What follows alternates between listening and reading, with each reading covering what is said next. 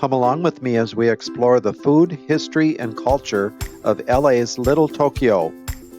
This vibrant community is located on the north side of downtown Los Angeles, south of the 101 freeway and Union Station.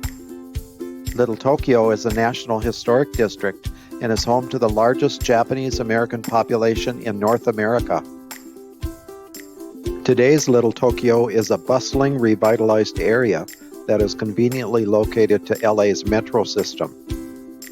The area has become very popular to both residents and tourists alike as it offers unique shopping, dining, and modern residential options. We started out with a delightful tea tasting at Chado Tea Room. We tasted 5 different teas here, and they also included sweet treats for everyone as part of the tasting. Our host did a super job explaining the finer points of each of the teas we tasted. It was a fun and delicious experience.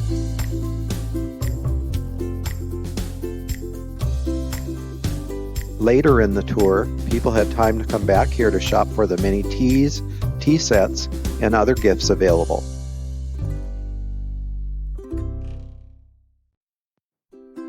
Our walking tour was led by yours truly, and we started in front of the Japanese American National Museum, an affiliate of the Smithsonian. The museum is very interesting and details more than 130 years of Japanese American history, dating to the first generation, or Issei, of immigrants. One of the most meaningful things to see here is an original barracks from a Japanese internment camp used during World War II. Another impressive sight in Little Tokyo is the Go for Broke monument to Japanese American veterans of World War II. The term Go for Broke refers to an army unit of Japanese Americans whose motto was derived from gambler slang used in Hawaii, which meant that the player was risking it all in one effort to win big. The Japanese Union Church building was used as a processing center for Japanese Americans awaiting internment in World War II, a sobering reminder of a dark time in our history. Speaking of internment camps, I would be remiss if I didn't mention Toyo Miyatake's camera sculpture. He lived and worked in Little Tokyo and opened a photography studio in 1923, where he captured the daily life of the community on film. His life was dramatically interrupted in 1942 when he was one of over 10,000 people taken to the Manzanar internment camp in the Owens River Valley north of Los Angeles. Toyo was not allowed to bring his camera with him to the camp, but in a gutsy move, he snuck in a small handmade camera and documented life within Manzanar, which is now a National Historic Site. Across the street, we saw some of the images taken by Toyo Miyatake in a photo-on-tile collage which depicts the experiences of the Issei, or first-generation Japanese Americans.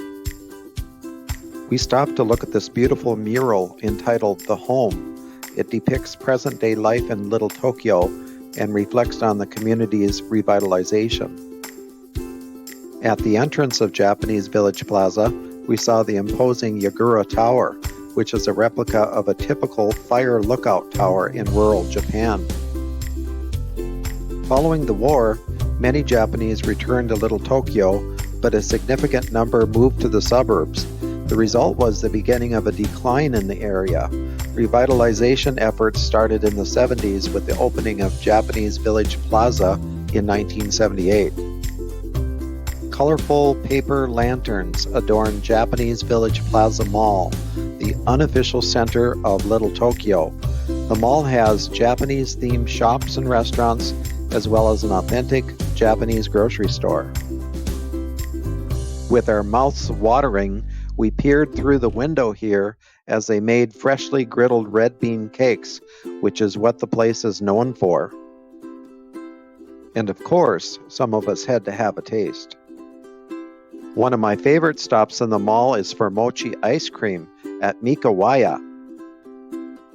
If you've never had it, this is a favorite Japanese treat that consists of small rounds of homemade ice cream wrapped in mochi, a chewy, pounded, flavored rice cake. My favorite is the pineapple coconut. I saw many of my tour members here as well, enjoying the delicious mochi ice cream.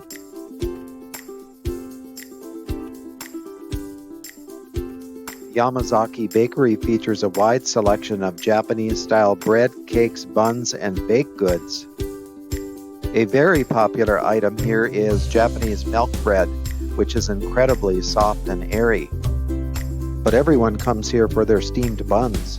They have chicken curry, veggie, beef, and even taco versions at a very inexpensive price. Without a doubt, the best store for Japanese souvenirs is the Bukado gift shop, which is full of Japanese imports. This store has been in Little Tokyo since 1945. Inside you'll find unique items such as ceramic dishware, koi sock kites, art books, cards, and paper parasols. As we continued down First Avenue, we saw one of 3 Buddhist temples in Little Tokyo. The Koyasan Temple was founded in 1912 and is one of the oldest existing Buddhist temples in North America.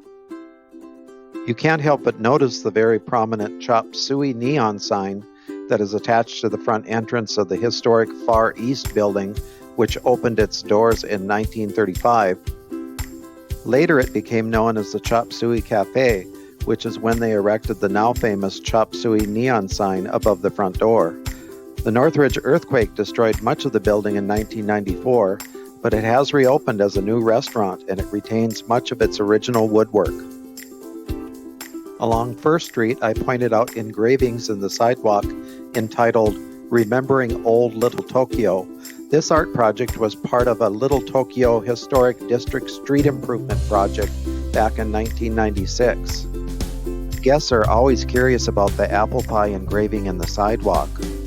When the artist interviewed nearly 50 community members for the project, one participant called himself as American as apple pie.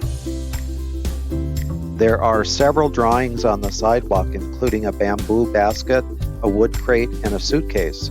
All are symbolic of items used by Japanese Americans to pack and store their belongings at the time of internment. The Fugetsu-do bakery shop is a must-see in Little Tokyo. It has been a family-owned and operated confectionery store in Little Tokyo since 1903. The shop is operated by a third-generation owner and started by his grandfather. During World War II, Japanese Americans were given a 2-week notice to be sent to internment camps with whatever they could carry. Many had to save up money to buy their businesses back. This bakery specializes in Japanese treats such as rice cakes, more commonly known as mochi. Be sure to stop by Little Tokyo Visitor Center, located on First and San Pedro, to pick up maps, restaurant guides, and to get local tips. We stopped for appetizers at a very popular local place called Izakaya Fujiya. The restaurant has a nice ambiance and an authentic Japanese feel to it. On the menu today was miso soup, vegetable and shrimp tempura, and kushiyaki, Japanese beef skewers. Everything was delicious. After lunch, I took the group past Weller Court Shopping Center, where I pointed out the Space Shuttle Challenger sculpture, which commemorates Ellison Onizuka, the first Japanese-American astronaut who flew on that ill-fated mission on January 28, 1986. Also at Weller Court, you'll find a beautifully landscaped Japanese garden at what is now the Doubletree Hotel. The Friendship Knot is another wonderful sight here, a sculpture by a Dutch-Japanese artist, which is a symbol of unity between two cultures. Our visit to Little Tokyo is almost complete. However, a stop at the Japanese Cultural Center to see the Veterans Memorial is a fitting ending and a moving tribute to Japanese-American war veterans. Thank you for joining me on today's adventure, and don't forget to like me on Facebook and to subscribe to my YouTube channel. See you next time.